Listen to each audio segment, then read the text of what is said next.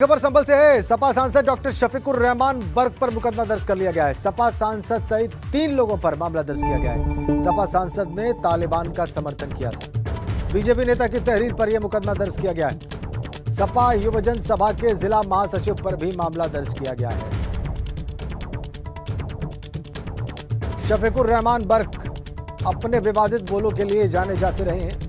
अब बीजेपी नेता की तहरीर पर उनके ऊपर मुकदमा दर्ज हो गया है। हमारे साथ फोन लाइन पर हैं हमारे सहयोगी उबैदुर रहमान। उबैदुर रहमान, किस नेता ने शिकायत की, क्या शिकायत की और किन धाराओं में मामला दर्ज हुआ है?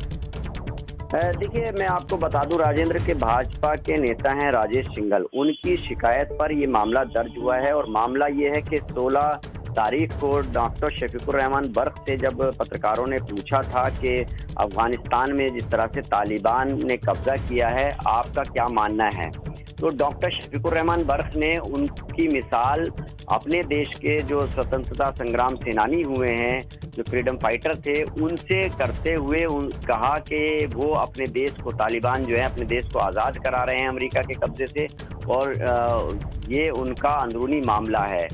तो इसके बाद उन्होंने ये भी कहा था कि इससे पहले अमेरिका से पहले रूस का कब्जा था, तब तालिबान उनसे लड़े और अब अमेरिका से वो अपने देश को आज़ाद करा रहे हैं।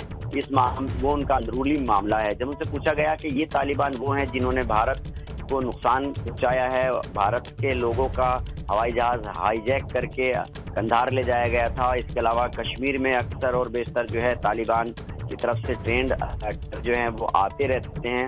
तो डॉक्टर शफीकुर रहमान बर्क का जो मिसाल देना था, फ्रीडम फाइटर्स से जो मिसाल देना था, और उसके बाद अगले दिन हालांकि डॉक्टर शफीकुर रहमान बर्क अपने बयान से पलट गए थे, लेकिन उसके बाद सोशल मीडिया पर कुछ इस तरह की पोस्टें आई जिसमें तालिबान को लोगों ने मुबारकबाद दी जीत पर। तो कल सुबह से ही संभल पुलिस जो है वो एक्टिव हो गई थी और सोशल मीडिया पे जो कर रहे थे लोग की जांच शुरू हो गई थी। देर शाम होते होते भाजपा के कई नेता जो हैं वो कोतवाली संभल पहुंचे और पुलिस से कहा कि ये मामला दर्ज कर दिए क्योंकि इस समाज में नफरत फैलती है। बहुत बहुत धन्यवाद आपका उबैदुर रहमान, तमाम जानकारी।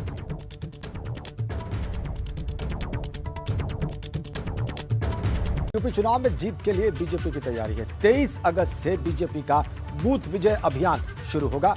बूथ विजय अभियान का शुभारंभ करेंगे बीजेपी के राष्ट्रीय अध्यक्ष जेपी नड्डा।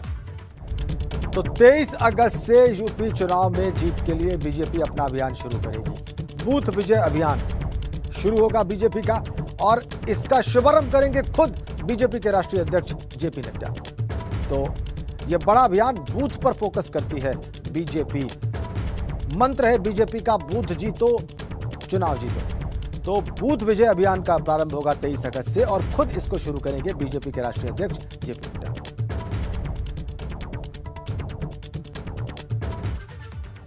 और अफगानिस्तान में बिगड़ते माहौल को देखते हुए अब भारत सरकार एक्शन में आ गई है। काबुल और अफगानिस्तान के अन्य जगहों पर फंसे भारतीय लोगों की वापसी और वहां के हालात को लेकर देर रात तक प्रधानमंत्री आवास पर एक बड़ी बैठक हुई। इस बैठक में रक्षा मंत्री राजनाथ सिंह, गृह मंत्री अमित शाह, एनएसए अजीत डोभाल और वित्त मंत्री निर्मला सीतारमण भी मौजूद रही। यहां पर आपको बताएं कि काबुल से भारत के राजनयिक और दूतावास के अधिकारी वापस भारत आ चुके हैं। कल 148 लोगों को लेकर C-17 ग्लोब मास्टर विमान भारत आया।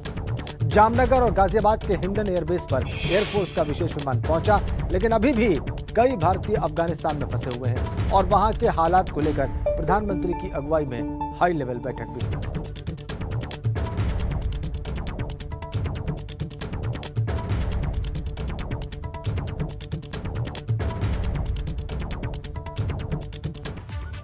और आपको बताएं कि यूपी के लोग भी काबुल में फंसे हुए हैं। चंदौली और गाजीपुर के युवक काबुल में फंसे हुए हैं। दोनों ने फोन पर घर वालों को अपनी स्थिति बताई है, अपना हाल बताया है। परिवार वाले वतन वापसी की गुहार लगा रहे हैं सरकार से और अधिकारियों से। चंदौली के सूरज चौहान काबुल में फंसे हैं। ऐसे ही गाजीपुर के कन्हैया लाल शर्मा काबुल में फंसे हुए हैं और इनके परिजन जो यहाँ पर हैं, ये सरकार से और अधिकारियों से गुहार लगा रहे हैं कि इन दोनों को सकुशल वापस भारत लाया जाए, वतन वापसी इनकी कराई जाए, इसकी प्रार्थना कर रहे हैं इनके परिजन।